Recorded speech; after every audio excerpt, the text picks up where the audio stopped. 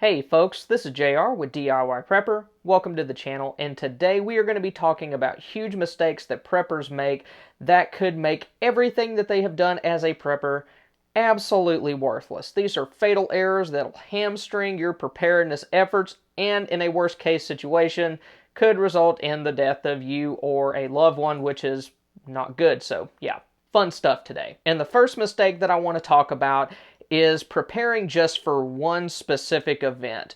Probably the most obvious example of this would be on the show Doomsday Preppers, where the folks would get in front of the camera and then it would look something like this. My name is Steve, and I'm preparing for a reptilian invasion from the planet Nibiru. And the problem with doing that is when you only prepare for one specific event, it kind of pigeonholes you. You're not able to be prepared, I guess, in a holistic way that will get you ready for as many situations as possible. That's not to say that if you live in a coastal area that you shouldn't focus a lot of your energy towards something like hurricane preparedness, because you totally should. But you don't want to focus solely on that because, I mean, it could be a pandemic, it could be an economic collapse. There might be a situation happen in your neck of the woods that results in riots and looting. So those are just some examples. Point is, you want to prepare in such a way that you are able to handle as many situations as possible. The next potentially fatal error that I see a lot of preppers make is that they rely too much on gear and don't really put a whole lot of effort towards developing knowledge and skills that could help them in a survival situation. Because guys, just having stuff, it doesn't make you prepared. You could go to Walmart or Bass Pro, buy everything in the store that could be useful from a preparedness standpoint, but if you don't know how to use that stuff, then it's all just expensive paperweights taking up space in your garage or your closet. And you got to consider there are situations where for one reason or another you might be separated from the majority of your preps. Maybe you have to bug out much quicker than what you were expecting and you can only take what's on your back in your pockets and what's in your bug out bag, if even that. Or maybe your house burns down. Maybe your stuff gets stolen. You need to have backup plans and knowledge and skills that you can use if you're in a situation where a lot of your gear is taken away from you. The next huge mistake that I see a lot of preppers make is that they overlook the needs of either very young, very old, or disabled members of their family. A lot of the times we like to focus just on what we would need to keep ourselves going so we could take care of everybody. But if you take infants, for example, they have very specific dietary needs that if they are not met, then that child isn't going to make it. And you might say, well, okay, mom's breastfeeding, we'll just take care of her. But there could be situations where, due to unforeseen circumstances, mom might not be able to produce milk, either because she gets sick, she gets stressed out really bad, or just poor nutrition. So having things like dried formula on hand would allow you to feed that child if mama isn't able to. Then in the case of like elderly family members or disabled family members, there's things like medication and even transportation that could be a huge issue. You might have somebody in your family who's able to get around the house perfectly fine with either a walker or a cane. They might even be able to, make short trips to the store, go to church.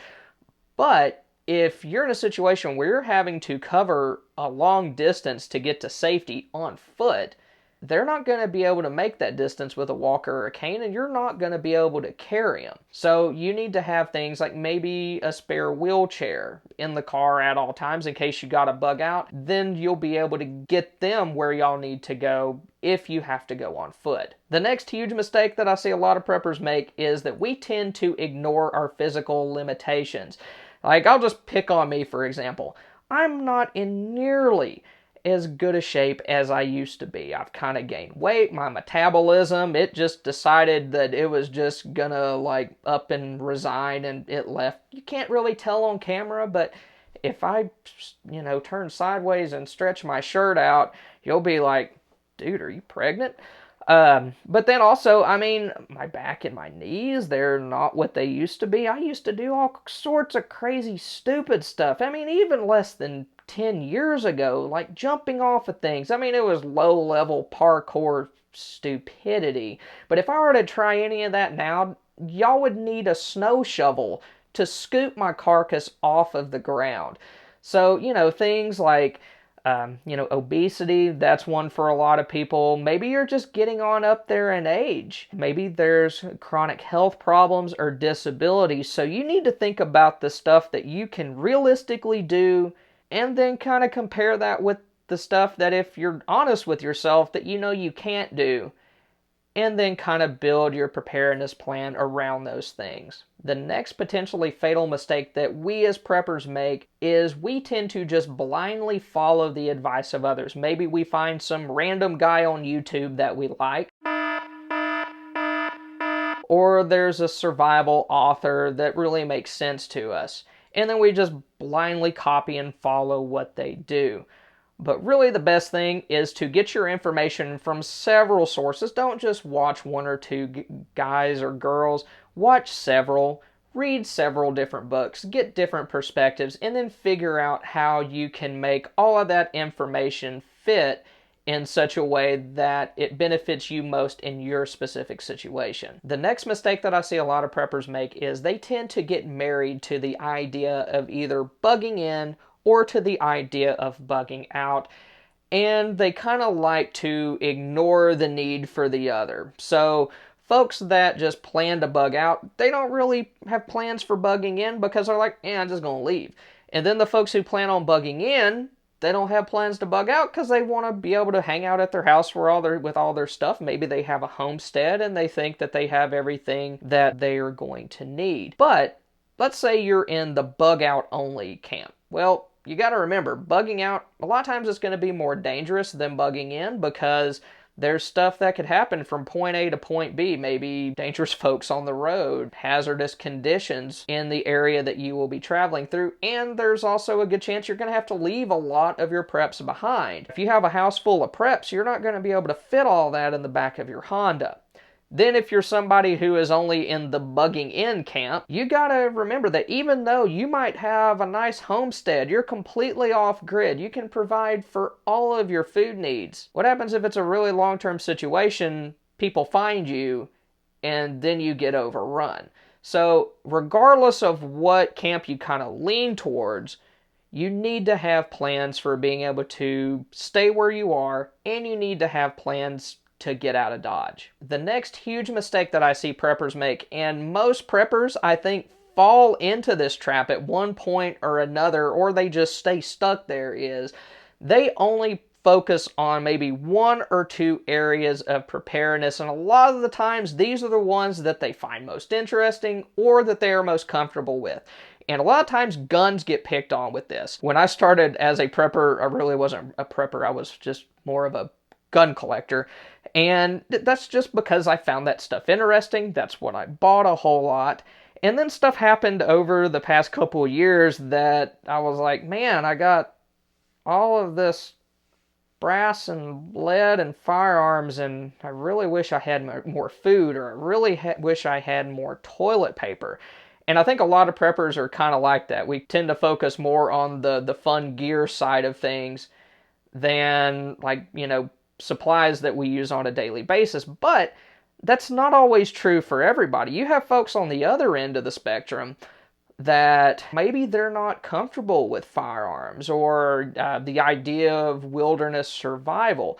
So they tend to focus more on food preservation. You have your folks that love canning and they love gardening.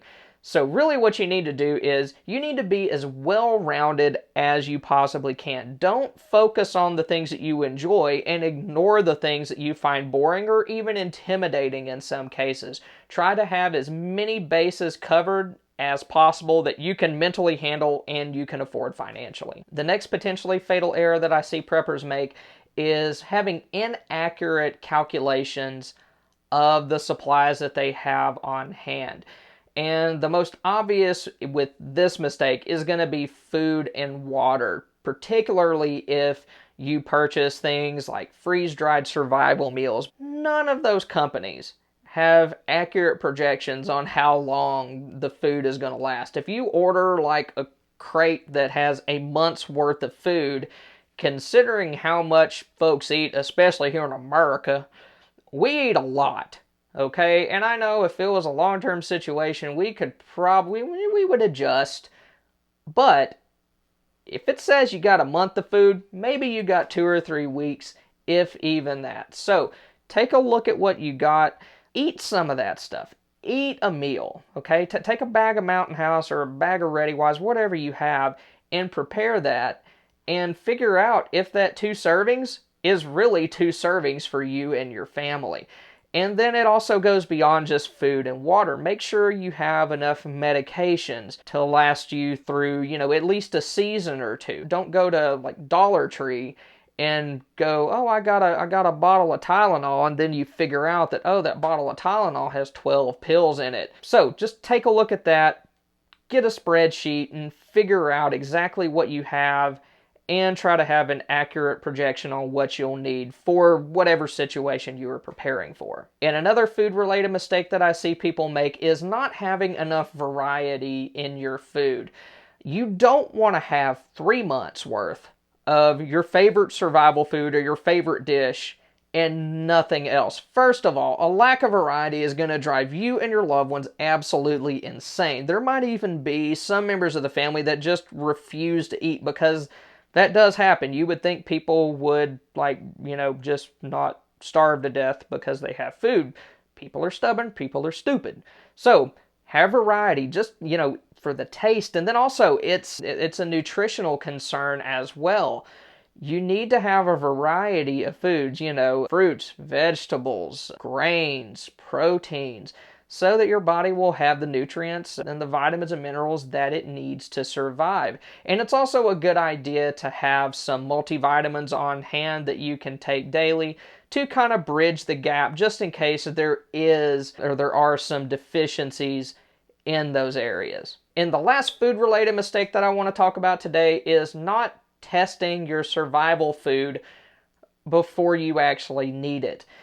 A lot of the times I think folks, they watch videos or they see commercials and they're like, hey, there's this company that has like a good bulk deal on survival food. I'm going to order it, I'm going to shove it underneath my bed, and then I'm not going to use it until I need it and everything's going to be fine. Then there's a hurricane or some other terrible thing that happens, and you pull that stuff out from underneath your bed, you fix it, and you realize that to you personally, you think it tastes like butt. And then you got 3 months worth of the junk. So, what I would do, and what I actually do, is I will buy like a pouch or two of the stuff. I'll fix it. I'll eat it. I'll have my family eat it.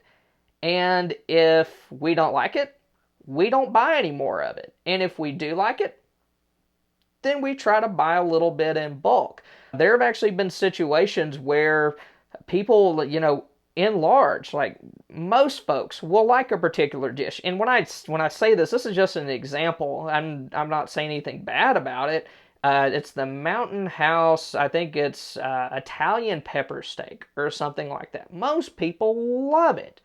And I bought a bag of it, and I was like, man, people really love this. It must be awesome. And I cooked it up, and I was not impressed. But I love other Mountain House stuff, like their lasagna, their spaghetti, their chili mac. It's awesome. But that particular meal, if I would have bought it in bulk and then had to eat it, I would have been miserable. So just taste test before you buy stuff in bulk. And since we're on the topic of food, you guys can see the different levels of prepper food storage by clicking here. Y'all have a good one. Thanks again.